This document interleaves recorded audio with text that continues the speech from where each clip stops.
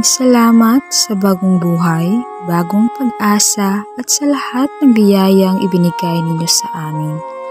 Patawarin niyo po kami sa lahat ng aming pagkakasala at buksan niyo po ang aming isipan upang kami matutunan sa aming aralin ngayong araw. Naway bigyan niyo po kami ng katatagan ng loob upang harapin ang bawat pagsubok na darating sa aming buhay. Naway gabayan niyo po kami sa paggawa ng mga kabutihan sa aming kapwa upang maging mas karapat-dapat kami sa iyong pagpapala. Amen. Our memory verse of this week taken from the book of Psalms chapter 1 verse 2.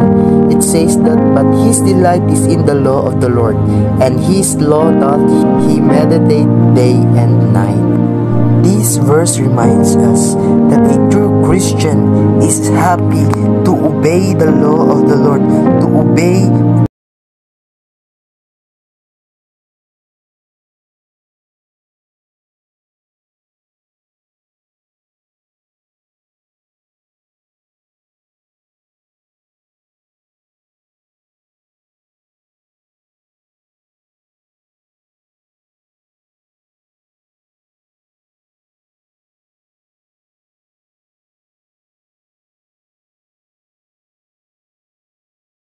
So, andito na tayo sa Unit 2.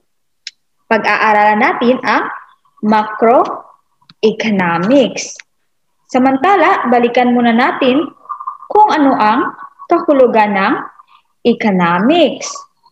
So, ang economics, ito ay sangay ng araling panlipunan. Ito ay pag-aaral tungkol sa pagtugon ng walang hanggang pangangailangan at kagustuhan ng mga tao. So, ang economics ay nahati sa dalawa, ang microeconomics at macroeconomics. So,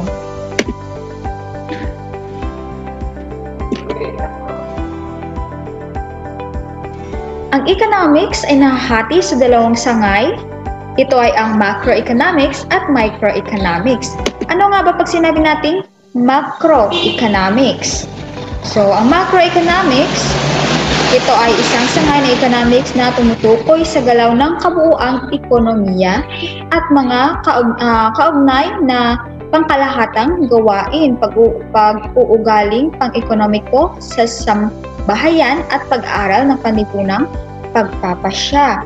So, ito ay tumutukoy sa kabuuang ekonomiya ng isang lugar o isang bansa. Tumutukoy sa kung gaano kalaki ang GDP at GNP ng isang bansa. Samantala, ang microeconomics naman, ito ay nagmula sa salitang Griego na nangangahulugang maliit. Ibig sabihin, micro, maliit.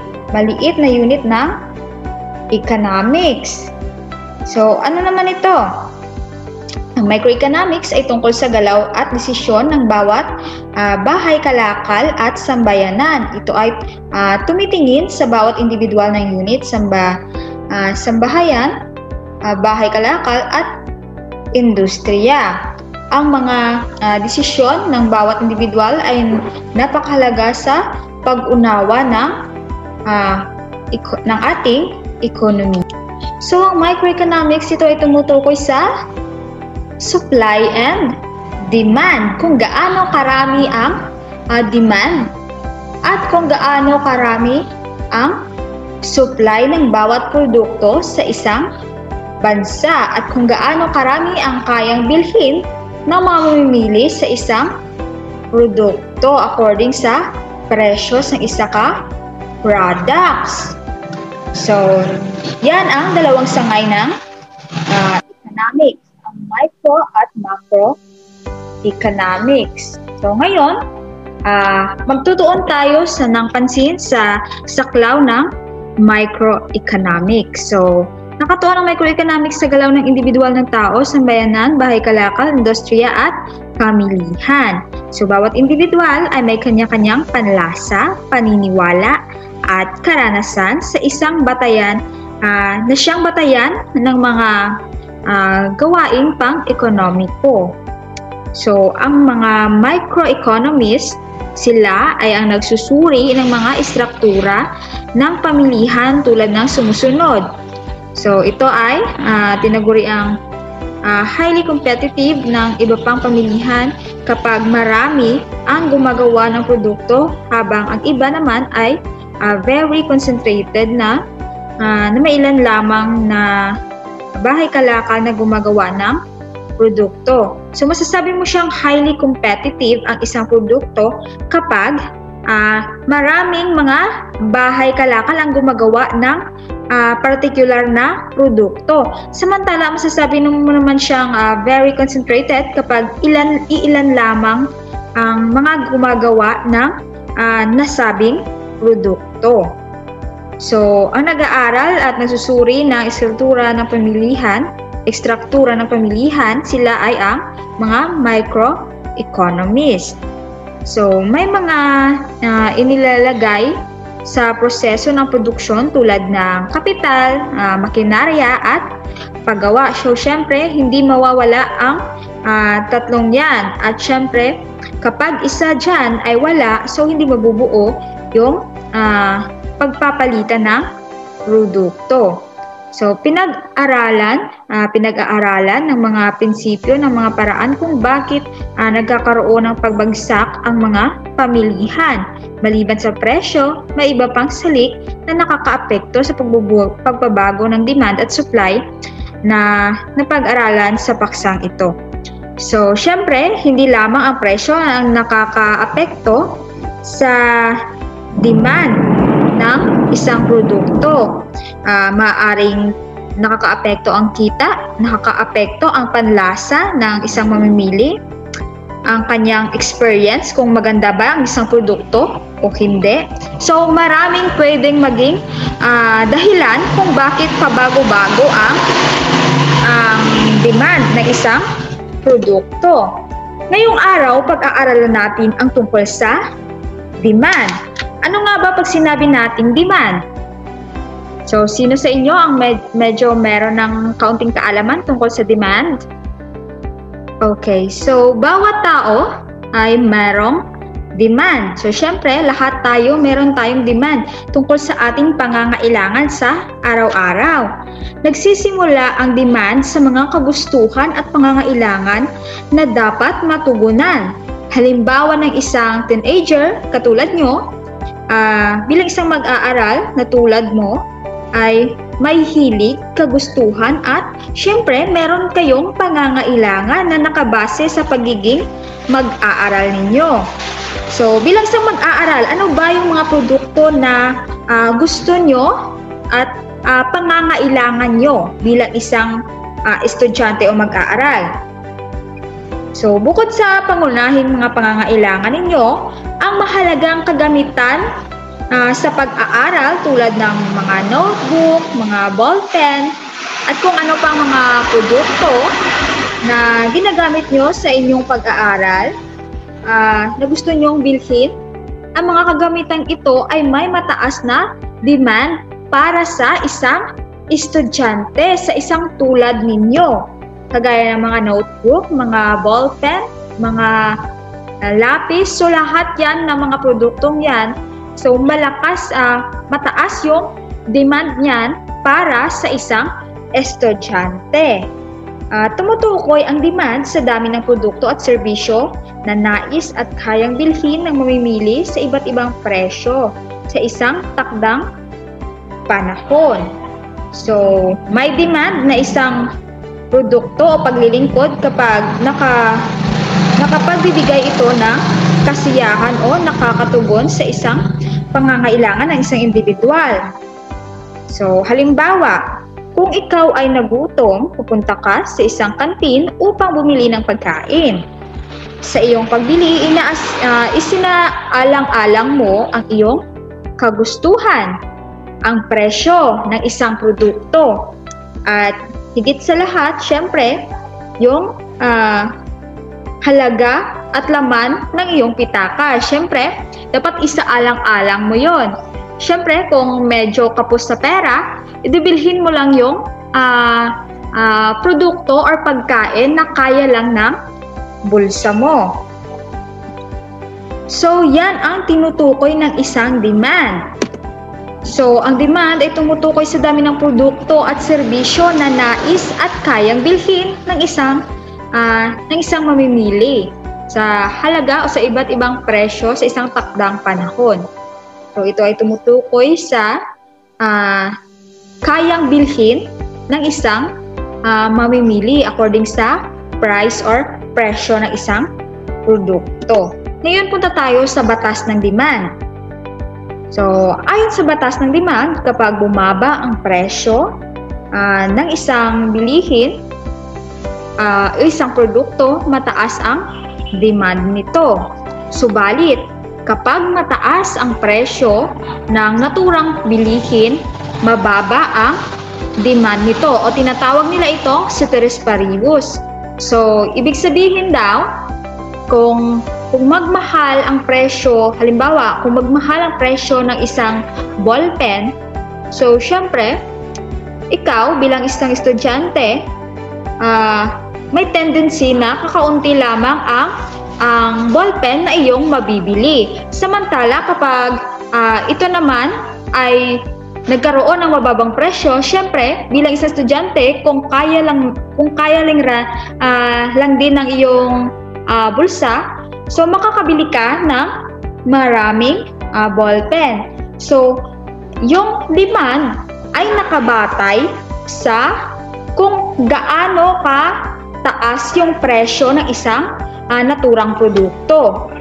So, ito ay tinatawag nilang ceteris paribus. So, ang ceteris paribus, ito ay nangangahulugang ipinapalagay na ang presyo lamang ang salik na nakakaapekto sa pagbabago ng quantity demanded, habang ang ilang salik ay hindi nakakaapekto. So, according lang yan sa ceteris paribus, na ang presyo lang daw ang tanging nakakaapekto sa quantity demand or sa demand ng isang produkto. So ngayon, hindi ba kayo nagtataka kung bakit magkasalungat or inverse ang ugnayan sa pagitan ng presyo at quantity demanded? Kung bakit kapag mataas yung presyo, kaunti yung quantity demanded. Pag mababa naman yung presyo,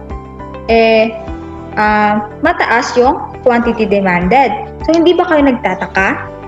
So dahil yan sa dalawang konsepto, ito ay ang substitution effect at income effect.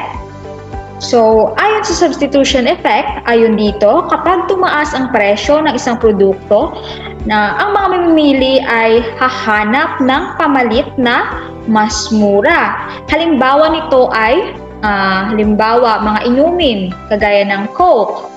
So, syempre, ikaw bilang tao, kapag nauhaw ka, nais mong uminom ng isang inumin, halimbawa Coke. So pag tumaas yung presyo ng Coke at yung pera mo ay hindi sapat para makabili ng naturang produkto, so syempre hahanap ka ng kapalit. So doon pumapasok yung substitution effect. So imbis na Coke yung bibilhin mo, hahanap ka na lang ng mas murang inumin, halimbawa juice. So, imbis na Coke sana yung bibilhin mo, so dahil hindi sapat yung pera mo, so bumili ka na lang ng mas mura, kagaya ng isang juice. Dahil nga yung Coke is tag 30 plus up, depende sa kung ano kalaki. At yung juice naman, 20 lang. So, syempre, mas pipiliin mo yung mas mura. So, doon pumapasok yung substitution effect. Punta tayo sa income effect. So, ito ay nagpapahayag na mas malaki ang halaga na kinikita kapag mas mababa ang presyo. So, dito sa income effect, so kapag mas malaki ang halaga ng kinikita, mas mababa ang presyo. So kapag mababa ang presyo ng bilihin, mas mataas ang kakayahan na kakayahan ng kita ng tao na makabili ng mas maraming produkto. So, syempre, kapag mababa yung presyo ng isang ng naturang produkto at mas malaki yung kita ng isang tao, so meron siyang kakayahan na makabili ng mas maraming produkto. Kapag tumaas naman ang presyo, lumiliit din syempre yung kakayahan niya na makabili ng madaming produkto dahil ang kita niya ay hindi sapat upang mabili ang naturang produkto dahil ito ay merong mataas na presyo. So, mayroong tatlong pamamaraan sa pagpapakita ng konsepto ng demand: ang demand schedule, demand curve, at ang demand function. So, ngayon tatalakayin natin. Una ay ang demand schedule. So, ang demand schedule, mapapadali at magiging malinaw ang pagsusuri ng demand kung may kasamang gamit tulad ng demand schedule. So, ang demand schedule daw ay tumutukoy sa isang talaan na nagpapakita ng bilang ng isang bagay o produkto na kaya at gustong bilhin ng may mamili batay sa iba't ibang presyo. So, meron akong ipapakita sa inyo na isang talaan. Okay, back.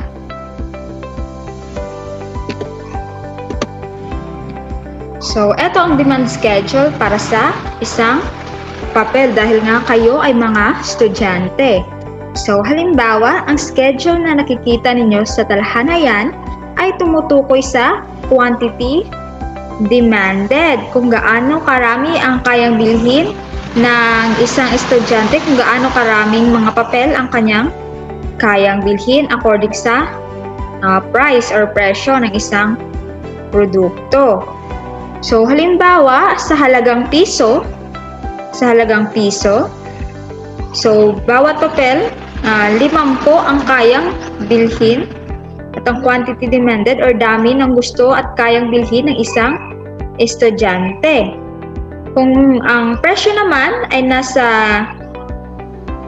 3 or 3, so ang dami at gusto at kayang bilhin ng isang mamimili ay 30 or ang quantity demanded niya ay 30. At kung ang presyo ay medyo mahal, halimbawa 5 piso, so ang quantity demanded lamang ng isang estudyante ay nasa 10 papel lamang. So, malinaw na ipinapakita ang mga magkasalungat na ugnayan ng presyo at quantity demanded ng papel para sa isang estudyante. So, kapag medyo mura, mas maraming papel ang gusto niyang bilhin at kaya niyang bilhin. Pag medyo mahal, syempre, kaunti lamang ang nais niyang bilhin at kaya niyang bilhin sa naturang presyo ng isang papel. So, next, pag-aaralan natin ang tungkol sa demand curve. So, ang demand curve, ito ay kurba ng demand, isang grapikong paglalarawan ng relasyon ng presyo ng bilihin at quantity demanded. So, nagpapakita ang kurba ng demand ng baliktad na ugnayan ng presyo at quantity demanded. So, ito yung halimbawa ng demand curve. So, halimbawa, kapag ang presyo ay 10, ilan ang quantity demanded? So, andito siya. So, kapag ang presyo ay 10, 0 ang quantity demanded or gusto o kayang bilhin ng isang mamimili. Siyempre, kung mataas ang presyo, mas kaunti yung produkto na kayang bilhin ng isang mamimili. Next, kapag ang presyo naman ay 8, so, ilan yung quantity demanded niya? So, we have the quantity demanded of 2. At pag 6 naman ang presyo ng isang produkto, So, ang quantity demanded niya ay 4. At syempre, pag 2, ang price niya o ang presyo, ang quantity demanded niya ay 8 or 8. So, dyan sa demand curve, makikita natin kung bakit nagkakaroon ng kasalungat ang presyo at ang quantity demanded.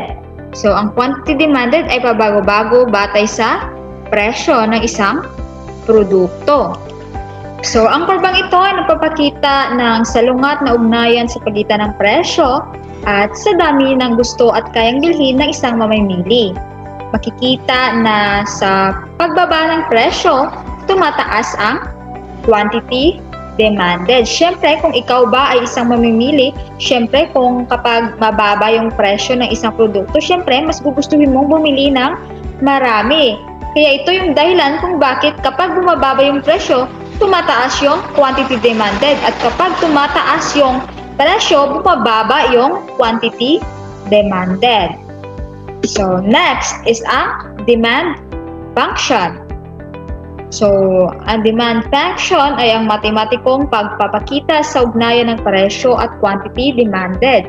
Maaari itong ipakita sa equation sa ibaba, katulad ng quantity demanded, QD stands for quantity demanded is equals to F, close parenthesis sa price, at yung quantity demanded natin, ito yung itinuturing na dependent variable. Bakit dependent variable ang quantity demanded? Dahil ang quantity demanded or ang kakayahan ng isang mamimili na bumili ng isang produkto ay nakadepende sa presyo, P or price or presyo. So, ang presyo natin ay masasabi nating independent variable.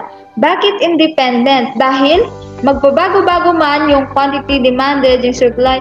So, yung nananatili pa rin independent or kaya pa rin mag-stand ng price, samantala yung quantity demanded naman ay bumabase lamang sa kung gaano kamahal at kung gaano kamura ang isang naturang produkto. So, tandaan ha, yung quantity demanded, ito ay ang dependent variable at ang presyo, ito ay ang independent variable. So, ito pa ang isang equation na nagpapakita kung paano natin makukuha ang quantity demanded. So, our next formula is quantity demanded is equals to intercept minus slope and price. So, ang QD natin stands for quantity demanded. P stands for presyo or price. A stands for intercept or bilang ng quantity demanded kung ang presyo ay 0. At B naman ay ang ating slope. Yung slope ay kinuha sa change ng quantity demanded natin over change ng price. So, constant lang itong slope natin at given na siya. So, try natin isolve. So, nagpapakita ang slope ng pagbabago sa quantity demanded sa bawat pagbabago sa presyo. So, given na yung slope natin na 10. So, let's solve. Halimbawa, kapag ang presyo ay 1, ilan ang quantity demanded? So, hahanapin natin kung ilan ang quantity demanded.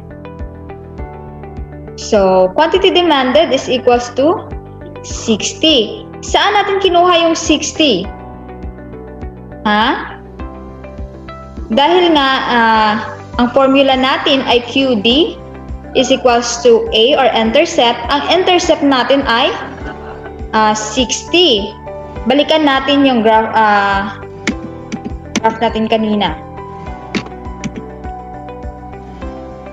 So, dahil ang bilang ng quantity demanded ay 60 kapag ang presyo ay 0, so yung ilalagay natin dito sa intercept natin ay 60.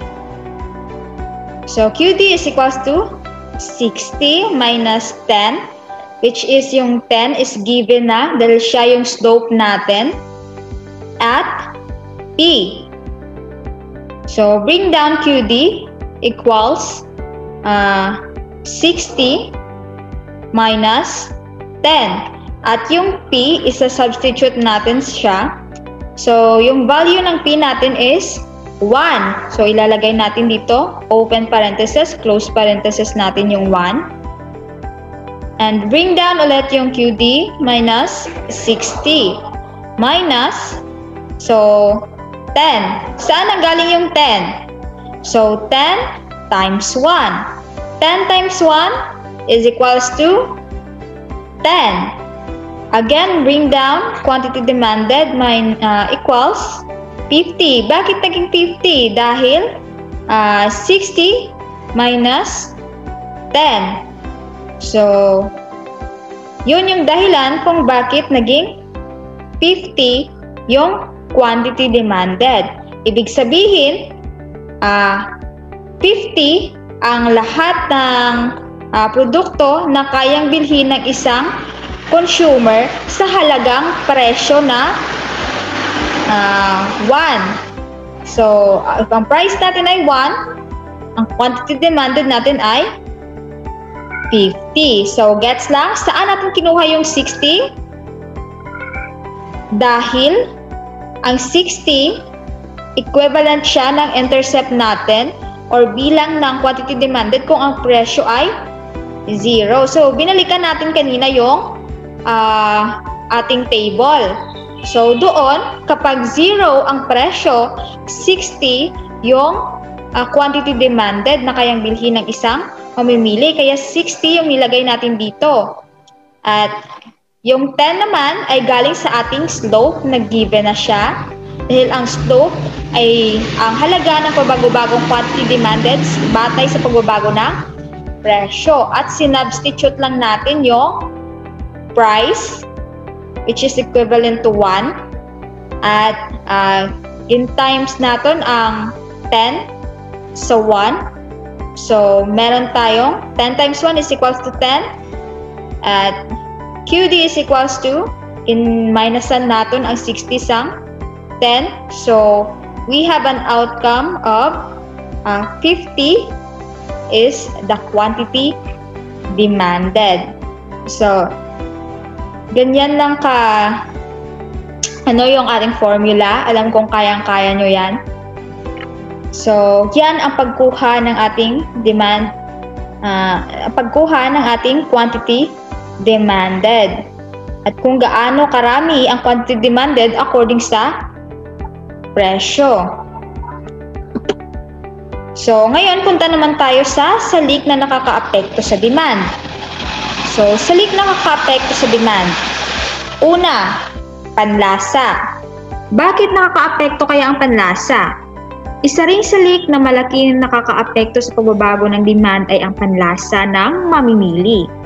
Naaayon ang panlasa ng tao sa kasarian, edad, sitwasyon o pangangailangan. So, syempre, panlasa, nung bata ka pa, mas gusto mong kumain ng mga Jollibee, mga McDo, yung mga fried chicken, mga fast foods ng mga pagkaon. Samantala, nung tumanda ka na, syempre, medyo mahina na yung resistensya ng katawan mo. So, mas nag-iba na yung iyong panlasa.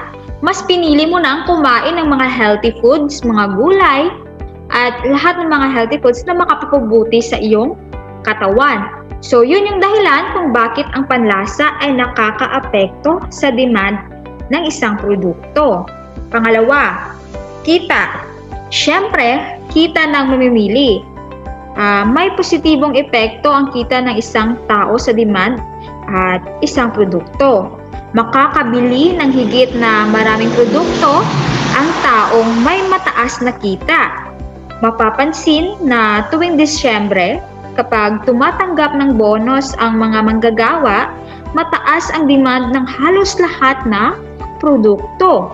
Ganito rin ang mangyayari kapag tumaas ang sweldo, tataas din ang demand mula sa mga tao. So, syempre, kapag damo kwarta ang isa katao, kapag syempre nakabaton siya big bonus, so, marami din ang kanyang ninanais na bilhin. So, syempre, kapag may pera, so, kaya niyang bilhin lahat ng gusto niya at kaya niyang bilhin kung naaayon naman ito sa kanyang budget, sa kanyang pera.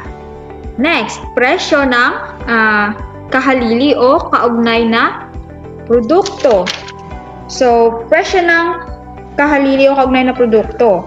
May epekto rin ang demand ng kaugnay o kapalit na produkto sa presyo ng ibang produkto. So, syempre, kapag pumapasok yung substitution effect, naaapektuhan yung demand ng isang produkto. Kapag mataas ang demand ng ice cream sa panahon ng tag-init, tataas din ang mga kaugnay nitong produkto tulad ng asukal at gatas. So, syempre, hindi naman mabubuo, hindi ka naman makakagawa ng ice cream kapag hindi mo nilagyan ng asukal at gatas. Kaya, pag masyadong patok yung ice cream sa tag-init, so, syempre, yung mga producer ng asukal at gatas, tataasan din nila yung pagbebenta nila ng asukal at gatas.